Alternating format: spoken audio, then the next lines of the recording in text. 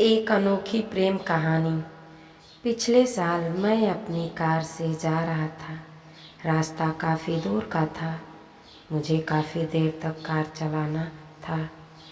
मैंने अभी कुछ ही दूर चला था कि मुझे रास्ते में एक लड़की मिली। वह लड़की दुल्हन के कपड़े पहने रास्ते के बीच में खड़ी थी। मैंने काफ़ी तेज़ी के साथ कार चला रहा था। मैंने उस लड़की को कुछ दूर से ही देख लिया। मैंने अपने कार में ब्रेक लगाया। लड़की के पास जाते जाते मेरी कार रुक गई। मैं अपने कार से बाहर निकला और उस लड़की से बोला, तुम्हें बुद्धि नहीं है? तुम सड़क के बीच खड़ी हो। क्या होता अगर तुम्हारा मेरे कार से दुर्घटना हो जाता? वह लड़की मेरी बात को सुनकर ज़ोर ज़ोर से रोने लगी। वह बोली, अब मैं ज़िंदा नहीं रहना चाहती हूँ। फिर से वह रोने लगी। मैंने उसे सड़क से किनारे किया, पीने के लिए पानी दिया। उसने पानी पिया और अपने मुंह को धो लिया। फिर मैंने उससे पूछा, अब बताओ तुम्हारे साथ क्या हुआ है? उसने कहा, मैं एक लड़के से प्रेम करती थी। आज हमारी शादी थी, पर वह लड़का पहले से ही किसी और से शादी कर चुका है। जब मैंने इस बात को सुना तो मैं पागल सी हो गई।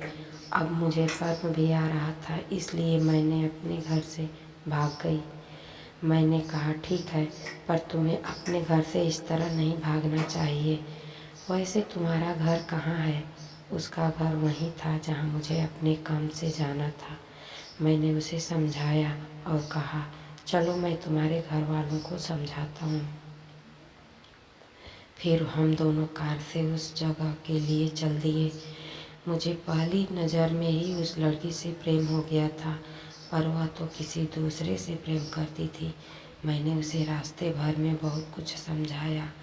अब वह अपने मन को शांत कर रही थी और जो कुछ भी हुआ उसे भूल भी रही थी। कुछ ही देर में हम उस लड़की के घर पहुंच गए। लड़के के पिता हमें रास्ते में ही मिले। मैंने उन्हें पहचान लिया। वह मेरे कंपनी में काम करते थे। हम उनके घर गए। उनका घर काफ़ी छोटा था। घर मानो जब कभी भी गिर सकता था।